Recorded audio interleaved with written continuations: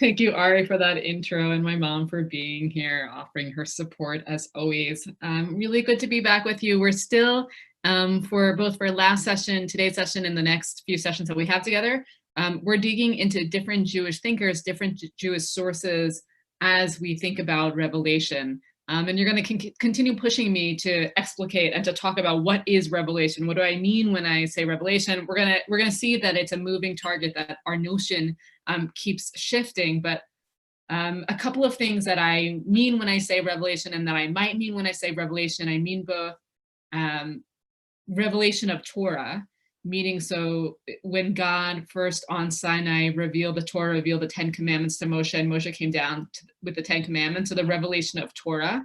And I also mean the revelation of God's presence, coming into relationship with God. So one of those moments of revelation was when Moshe first passed by the burning bush and noticed it was burning and stopped and looked at it and realized that God was calling to him. And God said, Moshe, Moshe. And Moshe said, Hineni, here I am. So that was a different moment of revelation. That was a revelation of coming into presence with God. And I think that there are other ways that we might think about revelation, but minimally thinking about revelation as being revealing God's presence in the world and in our lives, and also revealing Torah, bringing us into relationship with Torah.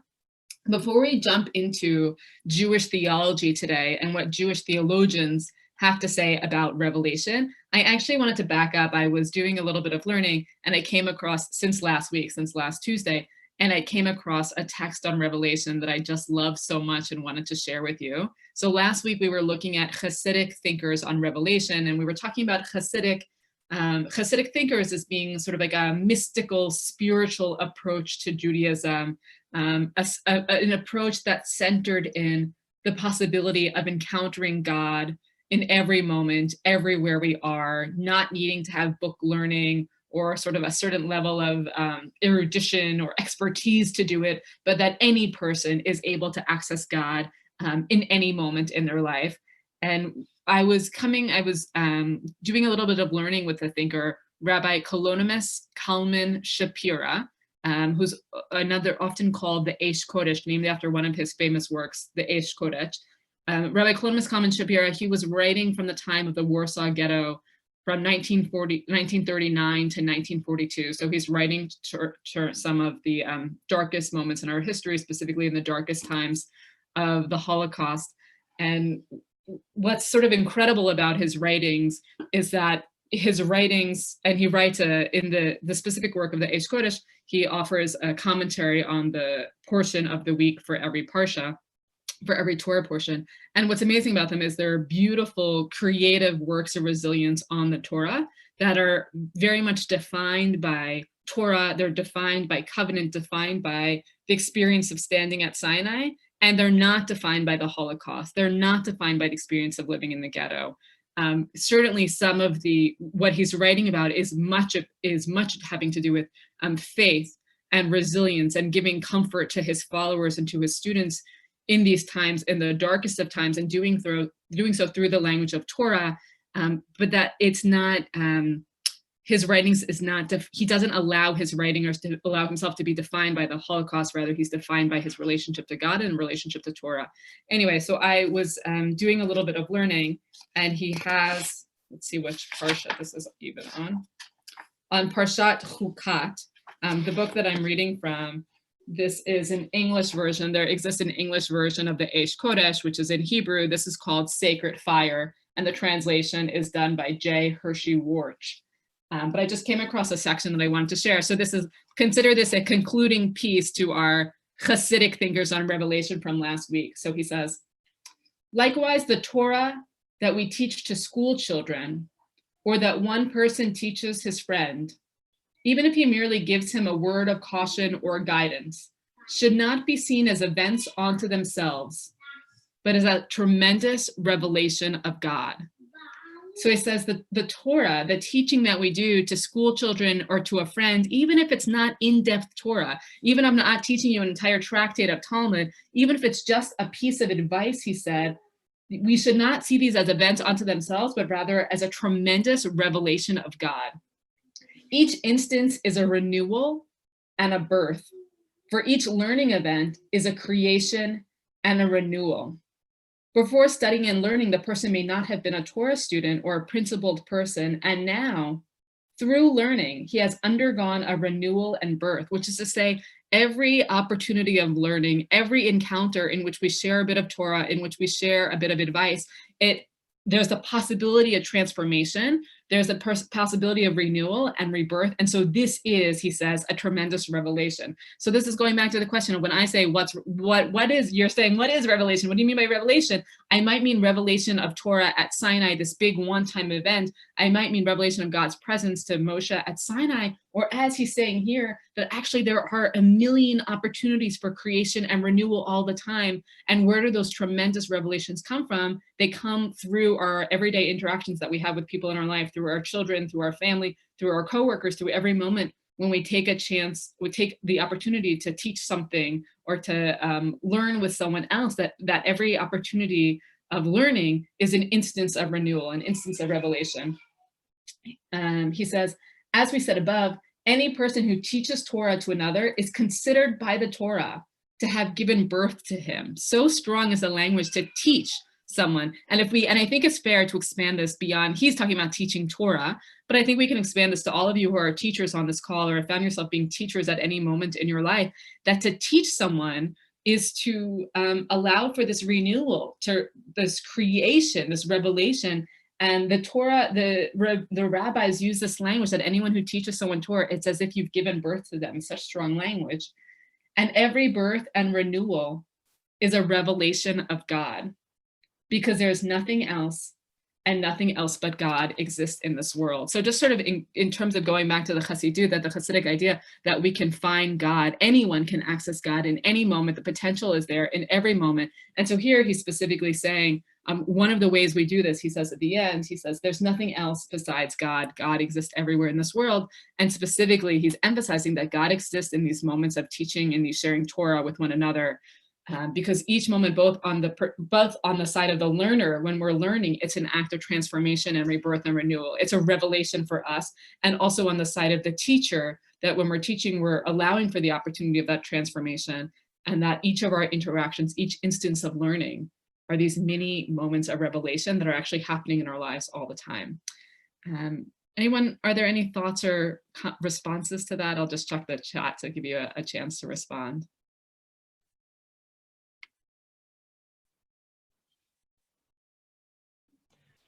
I will say that we did a 3-part series with Rabbi.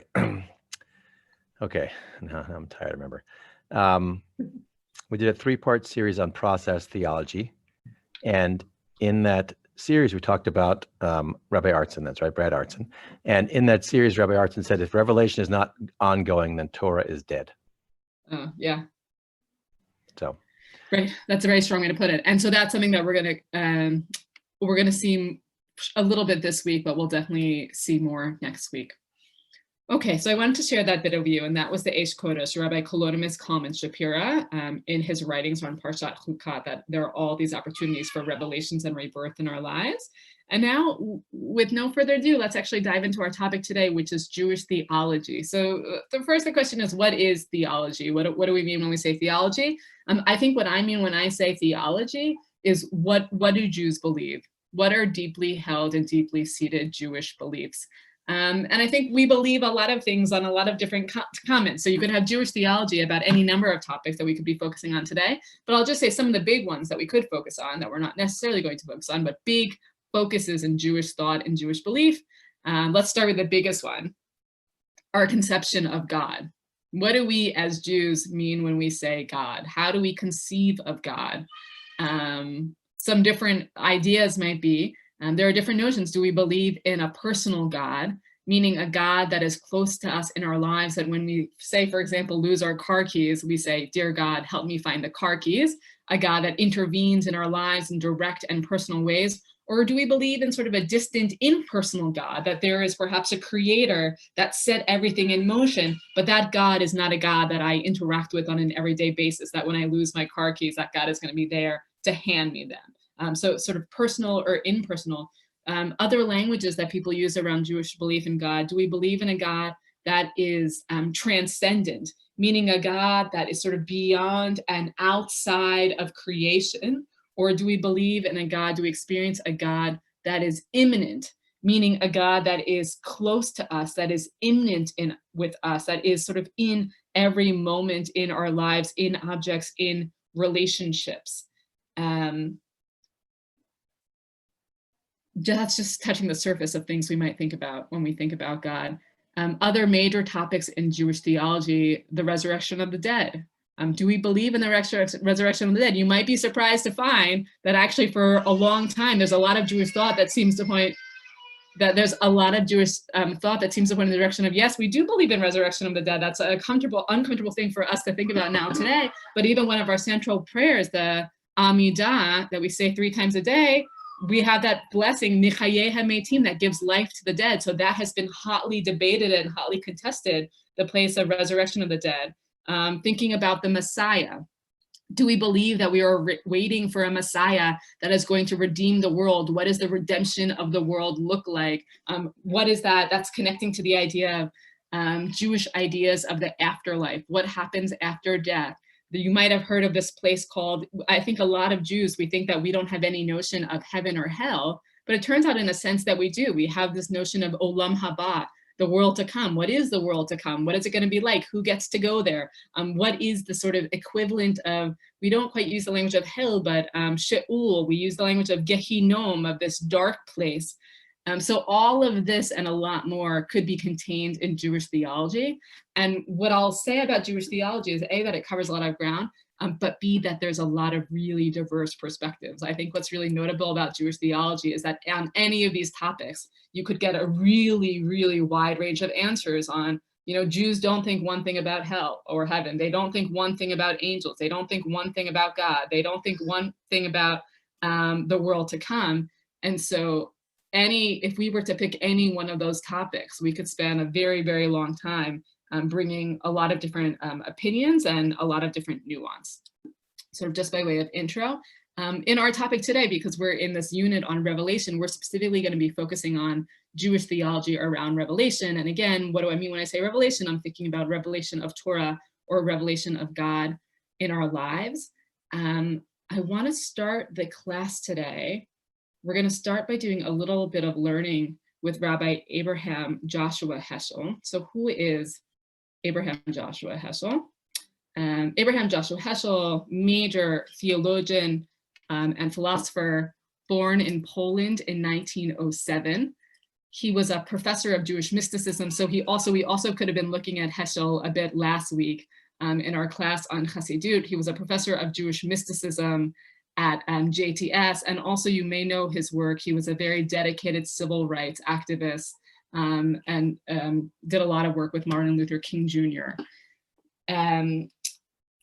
Heschel, I want to start, one of the things that Heschel is most known for, which is not going to be the focus of our learning today, but when I think of Heschel, what I think of is his writings on radical awe and radical amazement. So one of the things he teaches us is that the beginning of a religious life is cultivating an experience of radical awe, of looking at the world and being and sort of being in a state of wonder. That so much of the time when we look at the world, we're distracted by everything, we're consumed by everything, we stop noticing, we stop looking with wonder, we stop looking with kids' eyes, and that the start of a religious life is to open our eyes and just to look with wonder. I just want to read to you a short bit from this book. This is Abraham Joshua Heschel, Essential Writings. And so I'm on page 27 of this book. He says, how do we perceive the presence of God in the world? This is this is the intro to the book. It's his daughter, Susanna Heschel, writing about her father. How do we perceive the presence of God in this world? These are the questions that opened my father's books published in the post-war years. In man is not alone, and in God in search of man. He does not try to prove the existence of God, but asks how we human beings can cultivate our inner lives to become aware that it is God who is searching for us. Just I want to note, two of the titles of his books, Man is Not Alone and God in Search of Man. There's such, even the titles are such a beautiful, powerful titles. The idea that we might have the experience on this earth of sort of a existential feeling of loneliness. And the title itself is saying, man is not alone. And actually the other title of the book is saying man is not alone because God is actually always in search of us. The question is whether or not we are also in search of God. And she's saying something really profound and interesting, that a lot of Jewish theologians might have spent a lot of time trying to prove the existence of God. Heschel doesn't waste time with that. He takes it for granted. For Heschel, that's a given. God for Heschel is a given. The question is, how do we as human beings develop an awareness, to cultivate an awareness of ourselves, to become aware that God is not only exists, but that God is searching for us all along. She says, experiences of wonder, awe, and radical amazement can lead us to a deeper perception of being the object of divine concern and being able to respond to God's need for us, God's challenge to us to repair the universe. So the first place that we can begin to really come into relationship with God, that we can begin our religious life, it's to start from a place of radical amazement, to cultivate awe, to cultivate wonder. Just want to read you one other short passage. So first we start with awe, and then the question for Heschel is, what do we do with the awe? Once we cultivate the awe, once we cultivate the wonder, then what do we do next? He says, this is actually Heschel now. Religion, he writes, begins with the certainty that something is asked of us, that there are ends which are in need of us. What is religion about? Something is needed of us. Religion does not come to provide us with assurance, nor is it about generating guilt or shame, which it is for a lot of people. Religion rather evokes obligation, a response to ends that are in need of us. What ends are in need of us? Religion may begin with a sense of mystery, awe, wonder, and fear, but religion itself is concerned with what to do with the feeling for the mystery of living, what to do with awe, wonder, or fear. So for Heschel, the starting point of a religious life is that radical amazement, that awe, that wonder, and that is what allows us to tune into the fact that there is a God and that God is in search of us all along, but that once we lock into that awe, once we lock into that wonder, we need to ask the question, what is being asked of us? What is demanded of me? How can I help fix the world? What's my role in that? So that's just a bit of an intro to Heschel. We're now gonna actually turn to the source sheet to hear Heschel's thoughts on, that's Heschel on awe, which I think is just so central to what he's offering us when we think about religion. We're gonna turn to different writings of his now, which is really Heschel on the nature of revelation. So I'll go ahead and screen share.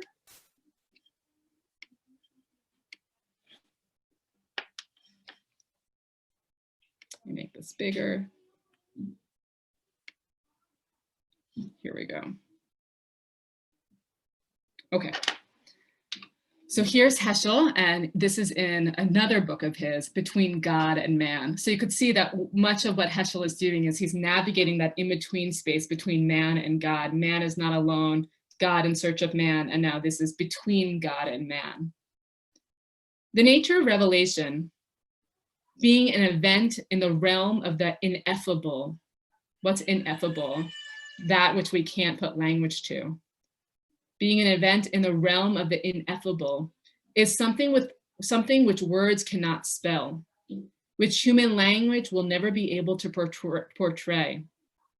Our categories are not applicable to that which is both within and beyond the realm of matter and mind. In speaking about revelation, the more descriptive the terms, the less adequate is the description. We must not try to read chapters in the Bible dealing with the event at Sinai as if they were texts in systematic theology.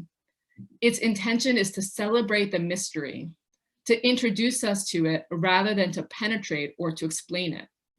As a report about revelation, the Bible itself is a midrash. And so what's a midrash? A midrash, remembering from some of our earliest class, is a midrash is already an interpretation on something. It's not the thing itself. And so what he's saying is so important and profound is that revelation. And so revelation here, again, what do I mean by revelation? I'm not sure what he means. Encounter with God, revelation of Torah. Revelation is something that we can't, human language can't be contained by human language, that we can't put words to.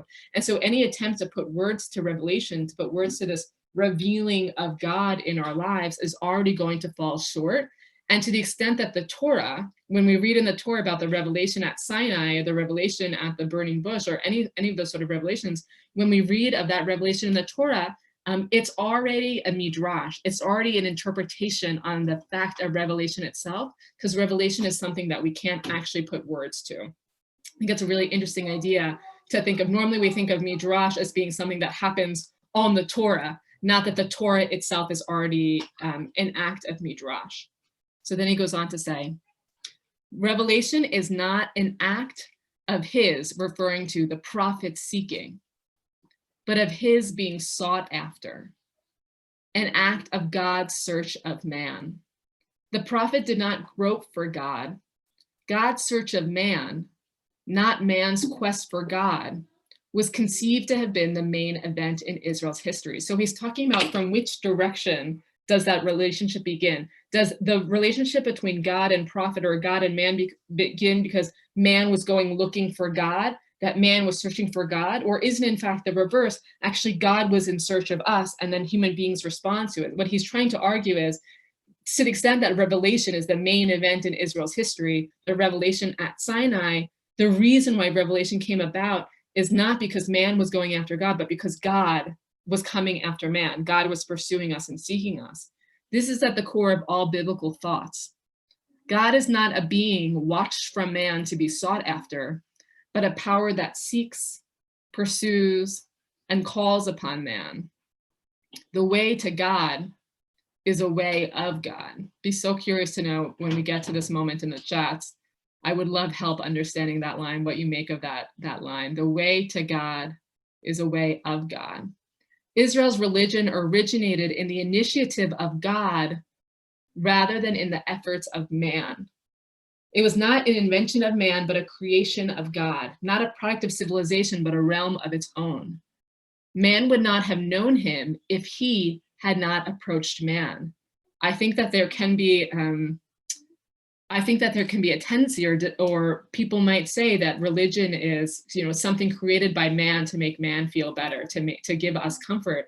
And I think what he wants to argue here is we wouldn't have come up with the idea of God if God hadn't already been pursuing us, if God wasn't seeking us, that actually our religious impulse is in response to a God that seeks us, not the other way around, that God seeks us and we are then responding to God.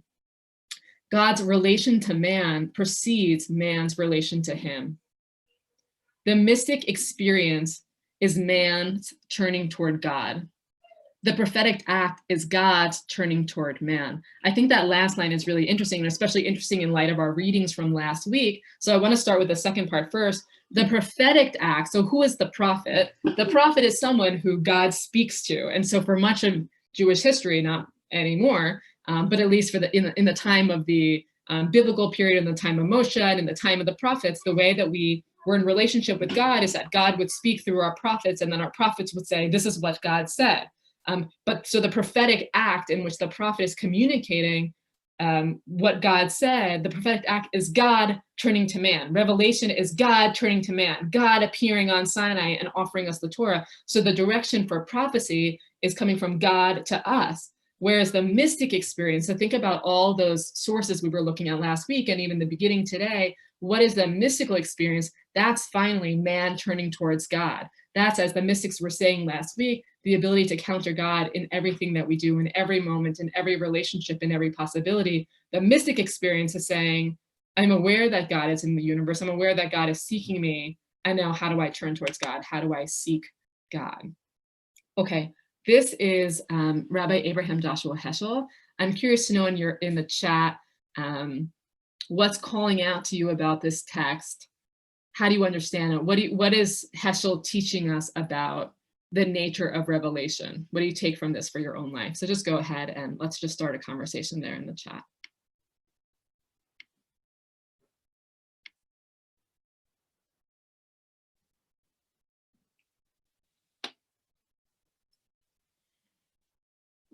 Good, so Ria says, the trail maker is God. We humans follow the trail markers.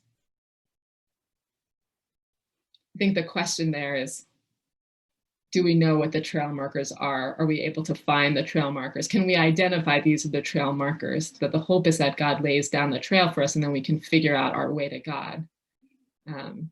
I'm thinking about myself as being someone who has no experience out in the woods, that I could be in the woods surrounded by trail markers and I don't think I would know it, and I wouldn't know how to follow them somewhere. So I think that that's the hard work, but I really like that metaphor.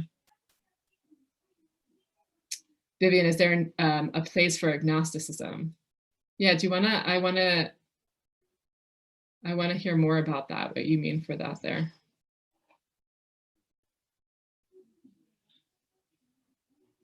Post-prophetic, Deborah says, does God stop seeking us? It's a good question. I think that the answer to that, Deborah, has to be no. I mean, for one, considering that Heschel and all these mystical thinkers are writing in post-prophetic times, like all of our rabbis are living post-prophecy, that even the times of Mishnah, the times of Mishnah from 0 to 200 CE, we were already beyond prophecy. So I think for sure, I don't think Heschel, I think Heschel would have to say that God is always seeking us. It must just be that God is seeking us in different ways, or that it's that much harder to feel that God is seeking us because it's not being channeled through prophecy. I'm thinking about, I was taught by someone the difference between Shema and Amida, that we say Shema, remember the prayer, Hear, O Israel, the Lord is one, and the Amida, the prayer where we stand and we speak to God. And we always say Shema, you know, when we say those prayers together in the morning and the evening, we say Shema first, and then we say the Amida. And I was taught, and the Shema, when we say the words of the Shema, the paragraphs of the Shema are actually quoting from Torah itself. It's actually quoting Torah. And so there's a sense in which all of Torah is God's revelation and God speaking to us through Torah. And so I was taught to think of the Shema as the moment in prayer where God is speaking to us and we're listening, and God is speaking to us through the Torah that was revealed, whereas the Amidah is us speaking to God. So I think, Deborah, that's a powerful question. Post-prophecy, is God still seeking us? I think the answer is yes. And the question is how, and do we feel it, and in what moments? So my mom says, we have to be open to hearing God's voice coming through readings and other people's voices. Yeah, so that's, I feel like my mom, you're connecting to Deborah's question.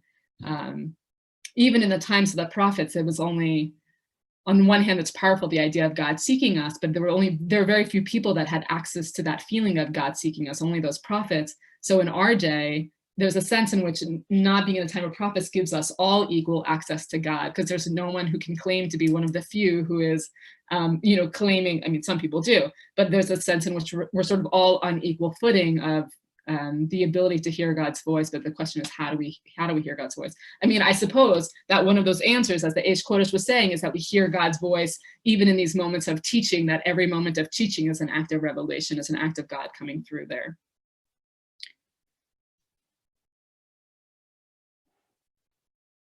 So Vivian said, belief that God is the creator but does no longer act, it's up to us.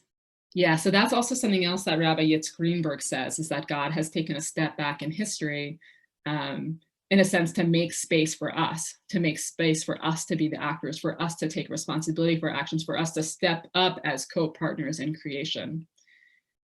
Miriam says, spirit guides seek to reach man on a personal basis. Man may not open to that and may miss the seeking. Monty says, does God turn to all humans or only prophets? If only to prophets can mystic experience be productive if you are not a prophet. If it is to all, then why have prophets? Except that some are listening prophets and some are not. Right, so Monty, that's, I think, what I was sort of getting to before, which is that I think for sure Heschel would say, and I think for sure these mystics would say, the whole point of sort of mystical and Hasidut is to say that everyone has equal access to God, that you don't need it to be channeled through someone else. That there's something very powerful. I find myself sometimes longing for the days of prophet and the clarity that a prophet could bring. Of you could go to the prophet and the prophet could get a direct answer to God. And I think there's a loss in not having that direct channel to God. And also there's something very powerful to beyond the days of prophecy, where there's a sense in which there's no one that can claim a higher access to God, because we can all be on that level, all seeking God. This is a way of saying, so Ken says, this is a way of saying that morality is not just based on relativism, there is an ultimate source. He says the Bible limits those with access to God. Heschel and the Hasidim make access possible for everyone. Right, all right, yeah, exactly. I think that's right. Okay, last comment by my mom. We can choose to close our eyes and our ears and not hear or see God in our lives. I can choose to hear God's voice coming through you right now. You make me slow down and think about the fact that God may be trying to connect with me. How awesome. And Deborah says, powerful because so egalitarian if we can all seek revelation. Yeah, I think, Deborah, I'm with you. I think that this is very powerful. I mean, the nature of, and again, I think that this is really a continuation. Also, we're going to be looking at Rabbi Arthur Green, which also is very much in the Hasidic world. I happen to have picked theologians that are, I think, also could have doubled as Hasidic thinkers in a sense, which is probably revealing what I'm interested in right now. But yeah, I think that is part of Hasidut. It is very egalitarian. We all can have access to revelation. And also thinking about even like earlier rabbinic Midrash, when earlier rabbinic Midrash talks about revelation, it talks about revelation being a revelation in 70 languages, in 70 faces, that it was accessible to everyone, to the children and to the women and to the men, and everyone heard revelation in their own way. So both, there's a sense in which there's something very powerful that these thinkers like Heschel, and Rabbi Arthur Green that we're going to read, and some of the Hasidic thinkers last week, that they're making revelation, they're saying that we all can, revelation is accessible to everyone in each its own way, and it's also really founded in rabbinic Midrash going back a very long time, that revelation happened for each person in the language they could hear it, in the way that they could hear it.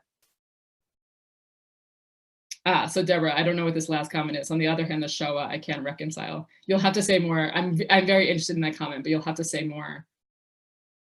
It seems the religious philosophy is separate from real life.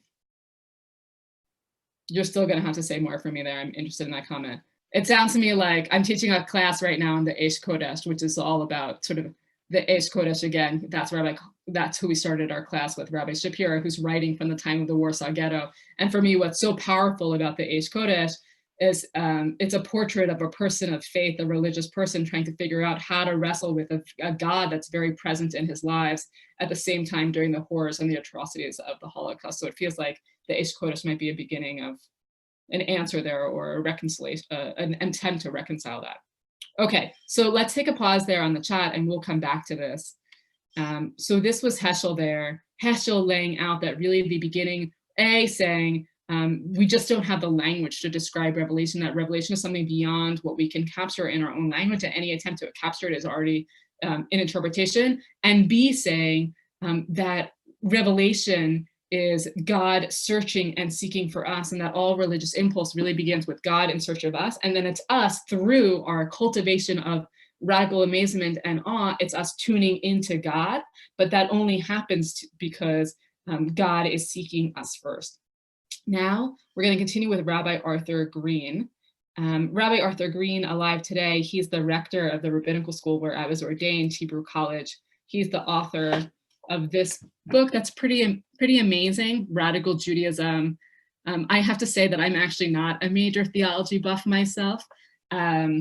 I find it a little heady, but I think that I find his book really accessible and compelling to read, and I do really recommend it. So I want to look at two different bits of text from him. The first is a little bit less directly related to our material here, but I wanted you to see it, and then he's going to give us something that's going to be really directly in reference to the Heschel. So these are excerpts from the book from pages 88 to 93. So Rabbi Green says, and really Rabbi Green, he would classify himself as a mystic and a neo-Hasidic. Neo-Hasidic meaning mystic, meaning a seeker of God. He very much, in these opening pages of Radical Judaism, we'll see if I can pull a quote really. I wanted to see if there's a sentence that I'm thinking. Well, while you're looking, I will say one of our first speakers we ever had way back when we started CSP 20 years ago, we had a weekend with Arthur Green. I believe it was a 3-part series, and I believe it was in cooperation with Congressman B'nai Israel of Tustin. But I have to say, he was a teacher who his outside and inside matched. I don't know what you found him as a teacher, but some people are great speakers, but in their private life they act a little differently. And I found him to be amazing, and I just put him on my list that we'll bring him back. I'll email him and see if he'll come teach. Amazing.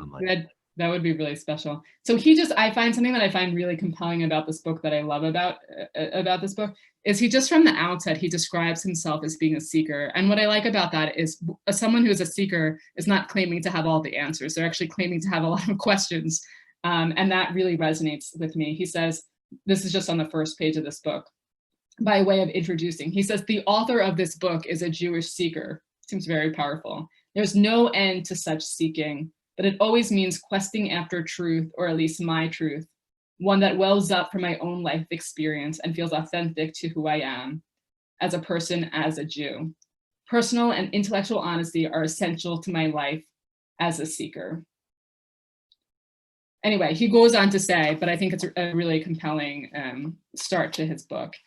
And neo-Hasidic, meaning that it's a going back to the roots of Hasidut, as we were looking at last week, but outside the bounds of orthodoxy. So making Hasidic thought and mystical thought accessible to people beyond just within sort of the Orthodox denomination. So he says this first piece that I want to bring is just talking about what is Torah. So this sort of goes back to the question of, well, what I could say, what is revelation? Revelation of Torah. And then you might say, well, what do you mean by Torah? Which would be a fair question. So he says, upon commencing study of what body of material is one obligated to recite the blessing over Torah study. There's a blessing that we're supposed to say when we begin learning Torah every day, La'asok b'divrei Torah. Blessed are you, God, who has sanctified us and commanded us to learn Torah. But a very good question is, well, what qualifies as Torah? Do I only say that when I'm learning one of the 5 books of the Bible? Do I say that when I'm learning Mishnah? Do I say that when I'm learning Talmud? Do I say that when I'm learning Midrash? Do I say that when I'm learning a text by Rabbi Arthur Green? Do I say that when I'm learning a modern commentary written by some modern Israeli feminist scholar? What qualifies as Torah? Over what do I say the blessing for Torah? This is as close as they could come to what we would call a definition of Torah. Over scripture, surely the blessing must be recited. Over Midrash, the rabbi's interpretation of scripture's meaning, yes, this too requires blessing because Midrash is itself a sacred process. Over Mishnah, the codified teachings of the sages, indeed, recite the blessing. These two are holy. I think part of what's happening here in this conversation is, part of the question is, what do we consider to be divine? What do we consider to be divine's words? Surely the 5 books, we consider that to be divine. So over that, we want to say the blessing of Torah. But if we go a step after to Midrash, is that divine? Do we say the blessing on that? If we go to Mishnah, Talmud, if we're talking about writings in our generation, are they considered to be sort of connected enough to the direct source of revelation that they would still generate the need to say the blessing of Torah? Over Talmud, and remember, this discussion takes place among the rabbis before there is a Talmud, meaning our own ongoing discussion among the Mishnah code. Yes, our discussion too requires a blessing. As the sages say of themselves in another context, are we mere reed cutters in the blog? An old Babylonian idiom that would come out in Brooklynese as, what are we, chopped liver? This is actually an expression that the Gemara uses when they're comparing themselves to earlier generations of rabbis. They say, what are we, mere reed cutters in the bog that our opinions don't matter? Are we just chopped liver? By extension, if we keep the process open as it were meant to be, oral Torah is seen to be in its most expansive sense, including that which you and I are creating in this moment. All of it is part of revelation. So this goes back to the heart of why does it matter what we define as Torah? Because what we define as Torah connects to what we define as revelation. If we say Torah is only limited to the 5 books, then it perhaps leaves us with a very narrow understanding of revelation. Revelation is this thing that occurred one time at Sinai, and it got us the 10 commandments, and then perhaps the larger sort of revelation of the 5 books, but it was a one-time event. But if we say that Torah, if we say Midrash, let's say Midrash being created between 0 to 700 CE, if we say that's part of Torah, then we're saying that Midrash, that sacred process, was also included in revelation. If we extend it to the Talmud, we're saying that Talmud was also included in revelation. If we say it even extends to our conversations today, the learning we're doing today, the commentary that's being read today, if we say that's also part of the canon of Torah, then we're making a claim and saying revelation was not a thing that happened one time at Sinai, but actually all of the learning and expansion that we're doing is actually all a part of this extended process of revelation. All of it is a part of revelation. So when we bless it, when we start learning, if I start, let's say, reading Radical Judaism, and before I open the book, I say the blessing on Torah, there's a sense in which I'm saying this too is a part of that original revelation, or a part of a continual process of revelation. Okay, I'm going to read, with your permission, let me read this next piece by Arthur Green, and then I would love to hear your comments on your comments in your chat. So he continues, the personified God, I have admitted quite clearly, is a mythical projection. So something that he talks about earlier in the book is he talks about many of us grew up with that idea of like God as that, old white man with a beard in the heavens. Like that's a personified, sort of distant human formed God. And he says that God doesn't exist, that God in the cloud. That is a mythical projection. A literal belief in a God who speaks the words of Torah is indeed far from what I have in mind. And yet I have already identified God as a speaker.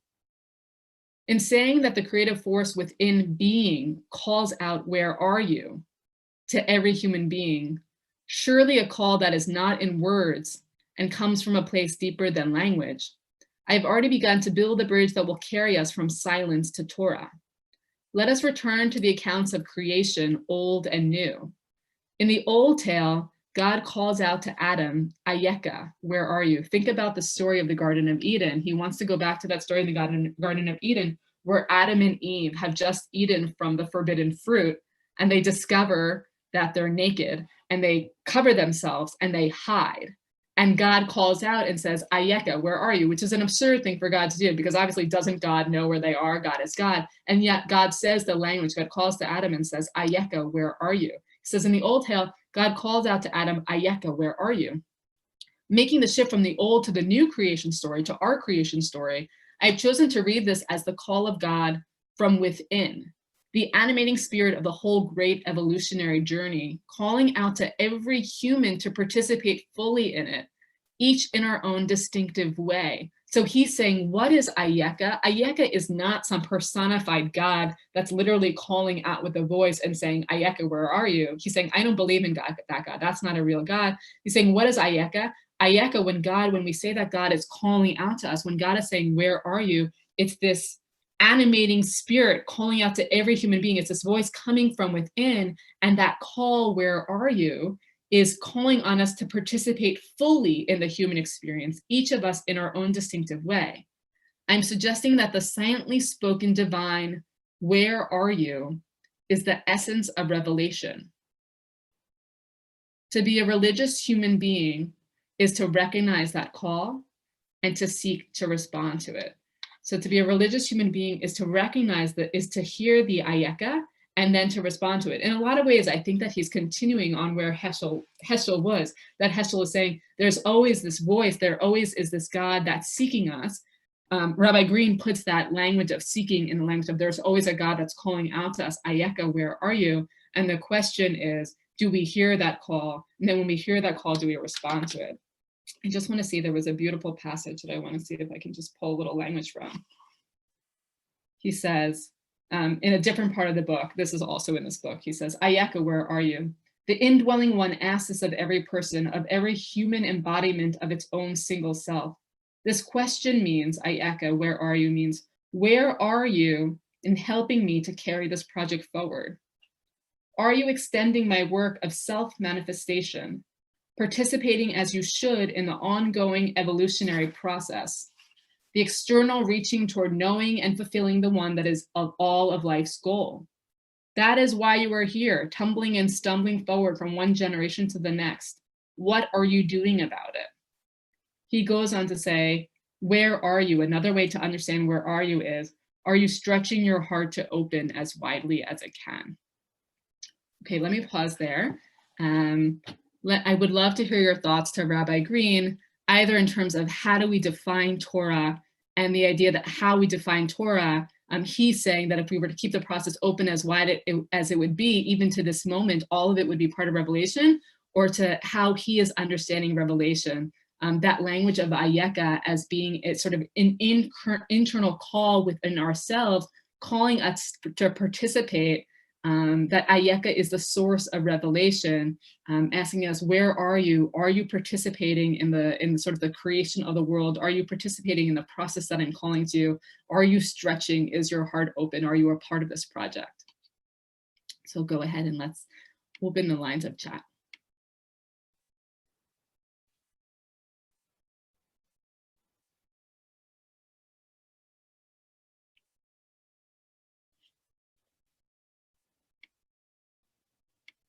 So Heather says, Heather, I think I'll need you to explain your comment a little more for me. Our Jewish idea of Midrash, probably Midrash that got corrected. Our Jewish idea of Midrash and interpretation is so important as a counterweight to the idea of originalism that's espoused by some of the Supreme Court judges. Yeah, Heather, that's great, beautiful. Do we go with there's only one way to read the text, that it's this way, it's sort of the original way to read the text, or actually that there's a process of re-understanding and reinterpretation that's all rooted in the same text, but there's sort of a continued revelation, as it were. And I think that's really even made more powerful when you think about the fact that, as Heschel was saying, that the Torah itself is already, we would think of the Torah as at least being the original text, that the Torah itself is already in a sense of Midrash, is already in a sense of interpretation, in the sense that there's no way to put words to an experience for which there is no words. I mean, even in terms of the book of Devarim, the book of Deuteronomy, in which Moshe is recounting, it's in Moshe's own voice, and Moshe recounting a lot of what has already happened, that even if you think that the 4 books, Genesis through Numbers, are sort of the literal word of God, the book of Devarim itself is also a midrashic work, an active interpretation.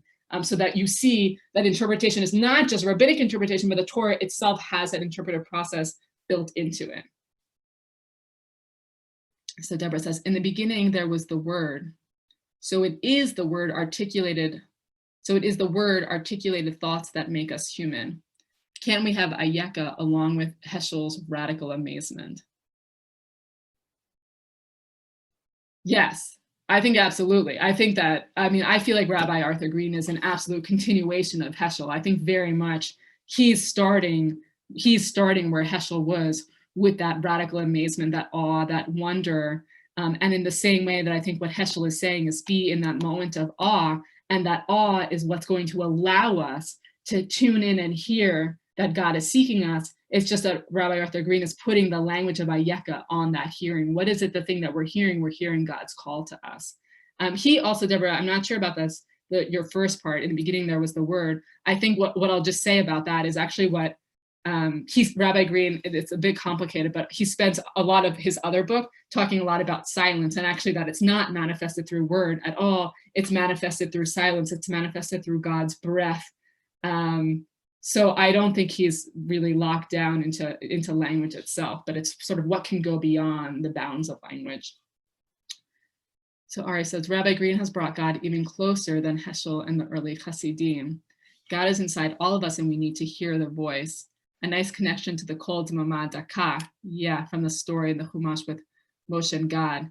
Yeah, so there is that language from the Tanakh, actually, the Kol D'mama Daka, that looking for God in the storm, looking for God in the lightning, but actually where is God? God's not in the lightning, God's not in the storm, God is in the still small voice. And so the question is, are we able to tune out the loudness, the distractions of all the world around us to hear the still small voice that is actually within inside of us? There's our other sort of beautiful Midrashim. Didn't we look at one actually? We looked at one, if you remember. It's so hard to remember back. If you remember back to the second class we did together, some of you might have been here for that, the Midrash on the story of the flood. If you remember the eagle and the dove, the question was what happened to the eagle and the dove? They go off, and then the eagle won't stop flying, and the birds of the Beit Midrash are worried about the eagle. And so they try to bring God, the Shekhinah, to tell the eagle it's okay to stop flying. And so the birds of the Beit Midrash go looking everywhere for the Shekhinah. They go looking everywhere for God's presence, and they can't find God anywhere. And it turns out God finally says, I was actually with you all along. I've been right here. But that idea, there are other Midrashim that talk about trying to look for God outside of us in all these different places. But what if we could just realize that, as Ari was saying, the Kol D'mama Daka, that small, still voice, was in us or inside of us the whole time. So my mom says, I can't really listen to God's voice when I'm too busy doing things, rushing from one activity to another. I don't have the time to really listen and ponder when I'm like that. I need to slow down and really reflect on life and why I'm here. What is my purpose?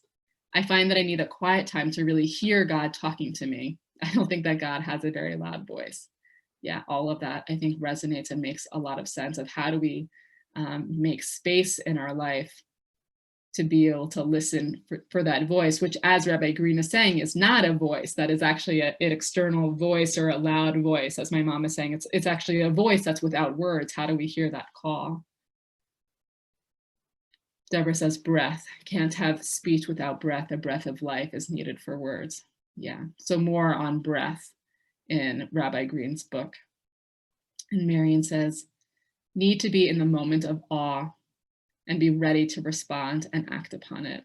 I think for me, I just think that's why I think Heschel and also Rabbi Greene, I think are just so great. I mean, if nothing else, if you take nothing away from this session, I think awe and radical amazement as being the key to a religious experience, key to a human experience. Like if we could just, and I'm failing at it miserably, if we could somehow in every moment of our lives, which how exhausting would it be, if we could somehow, or like, let's even say 20% of the time, you could go through your day sort of in a sense of cultivating radical amazement and awe, how would that change the way we relate to each other, how we relate to the world? It would be a totally different experience.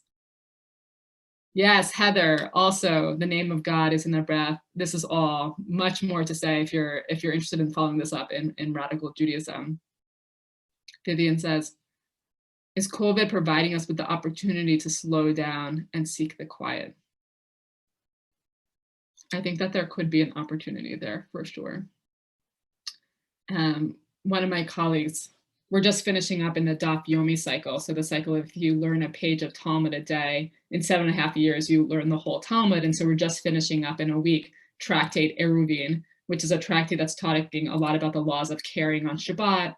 And the idea that the Torah says on Shabbat, you're supposed to stay close to your home. No man should leave their place. That Shabbat is all about staying close to home and not going out.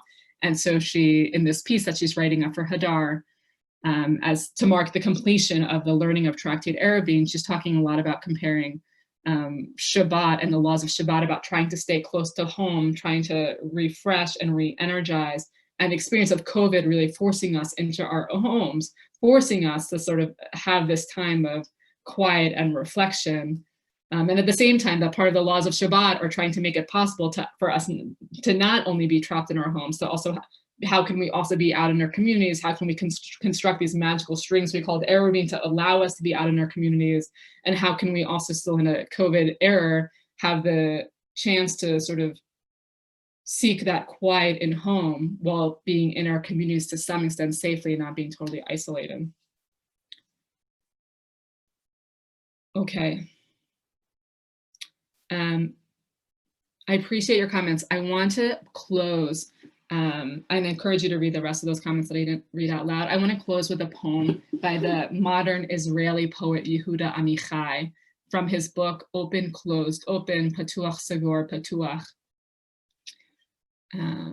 It's here on our source sheet. This is just a poem that I love so much and I think fits so nicely with the learning that we've been doing today. So keeping in mind that what was Heschel saying? Heschel was saying that the prophetic experience is God in search of man, and the mystic experience is man turning to God. And he also says that man can only turn to God because God has turned first to man. That first, the way it works is God seeks us, and then we have to hear the call and respond to it. And also with Rabbi Arthur Green, that he's saying that it's that call of Ayeka, and do we hear the call? Okay, so this is Yehuda Amichai.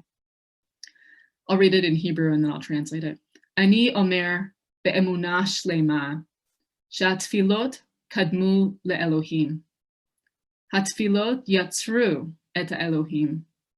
האלוהים יצר את האדם. והאדם יוצר תפילות, שיוצרות את האלוהים, שיוצר את האדם. So he says, I say with perfect faith that prayers precede God. Prayers created God. God created man. And man creates prayers that create God, who creates man. I'll read that one more time. I say with perfect faith that prayers precede God. Prayers created God. God created man, and man creates prayers that create God, who creates man.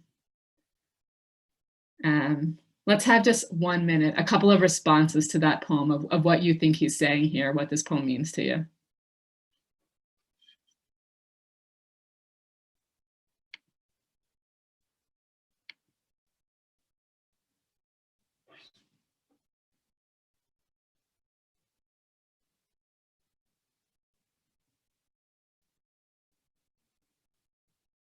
Yes.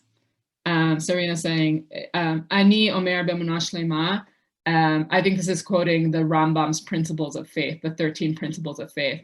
So that's very important. Yeah. So Yehuda Amichai, he would define as being a secular Israeli poet, but of course, even secular Israeli poets are also steeped in, like, I think he's a part of all these conversations.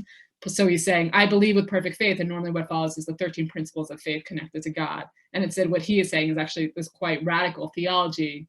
I believe with perfect faith that prayers created God, and this whole cycle. I like this, Rita. God and man cannot be separated. I feel like that might be like the 4th book that Heschel wrote. God and man cannot be separated, that there's this inextricable link. There's more to say about this poem. What I just love about this poem, there's a lot I love about this poem. I love this, Ari, radical interdependence, is that it's all part of one. It's all this cycle. I think that there's something, on one hand, there's something so radical and countercultural, specifically to Heschel there, that he's saying, on one hand, I say with perfect faith, I have perfect faith. What do I have perfect faith in? That prayers create God. What a radical thing to say. And something so true in the sense that it's that when we pray to God, we make it possible for God to exist in sense. Like if we close ourselves off to God, then we create a world in which God can't be. When we pray to God, we create the opening for God to exist in the world. The prayers then, in fact, create God in a sense, but it's God who creates man, who creates these prayers, and it's this whole cycle. So is it, as Heschel sort of says so clearly, that it all comes from God to man and we're just tuning in? Or is the fact that there's a sense in which when we open ourselves up to God, when we say the prayers to pray for God, we actually create the space for God in our lives, which in a sense creates God, which creates the prayers, which creates God again, and then creates the cycle. And I think it's very powerful. And then that's a part of what I find so powerful about Heschel. All of those, the different titles that we heard of his works are all living in this space between God searching for man and man searching for God. And can we hear that call? Okay, I'm going to stop there and turn it over to Ari. Yeah, so obviously you've taken a slice out of 20th century Jewish theology, because you chose just 2. But there's some great theologians that we didn't get to. We didn't get to Soloveitchik, and we didn't get to the Rebbe. And I mean, that's just 2 off the top of my head. So, this is a starter class for your bookshelf. Your bookshelf, if you go to rabbis' homes, and particularly when they've graduated from rabbinical school, you can see this bookshelf, and it's a massive bookshelf, and it still doesn't have everything on there. So, but thank you for taking us on a particular path through the 20th century. I appreciate that. Can you give us a little bit of a heads up as to what we're going to learn about next week? Yes, and such a great question. I want to say this at the beginning. Next week, we're still in the world of theology, but we're in the world of feminist theology. What I want to say about that is that on one hand, I feel like it's something we're looking at Jewish theologians today, and we're continuing to look at theologians next week, but specifically we'll be focusing on all female theologians and specifically their feminist theology. On one hand, I think that there's something very problematic about separating them out, as if to say, here are the real theologians, the men, and then we're going to look at the women in their own category next week. On the other hand, I did do it thoughtfully because I really wanted to. Feminist theology is a whole area of study in their own right, and we'll talk about what feminist theology, lifting up those perspectives means next week. We'll talk about that next week, but I wanted to do it in 2 separate sessions to really create enough space to bring in multiple female voices. And so that's how I ended up separating them out so that they could have a full session. So we'll be continuing to think about theology, continuing to think about what actually is feminist theology, what is bringing in those alternative perspectives, but still on the theme of revelation. Great. Hope you are all enjoying this series as much as I am. And I have a very strong background because I went to an Orthodox Jewish day school from 1st grade to 12th grade. So this revisiting the bookshelf has been great for me. Some things I know about and some things I don't know about. And I'm looking forward to for tomorrow, for example. We didn't discuss feminist theology at Maimonides Jewish day school. So that will be exciting for me. But even going back and rethinking about Heschel, and I like the way you tied him into Arthur Green, who was and will be another speaker for CSP. It is definitely has been a revelation. So Beverly Jacobs, who asked, what is revelation? Hopefully she's got her answer, because I think you did a good job in articulating that to all of us today. So thank you. Thank you, everybody. And thank you to Ivy Strasberg for, again, adding to the class. You know, when you go, your mom's have to come back to all of our classes in the future, whether you're teaching or not, to continue to participate. So that would be so nice. We'll have to get I'll add her to our CSP. Send me the email and I'll add her to our CSP email list. Thank you, everybody. Have a great rest of the day. And if you're in Orange County, don't go out too much. We're in a semi-lockdown. If you're in New York, you know, the irony is now you guys can run around and do stuff. So but enjoy that, because it will change. I promise you. Keep safe. Keep safe. And if you're in South Dakota, God help you. Talk to you guys soon. Bye-bye. Bye.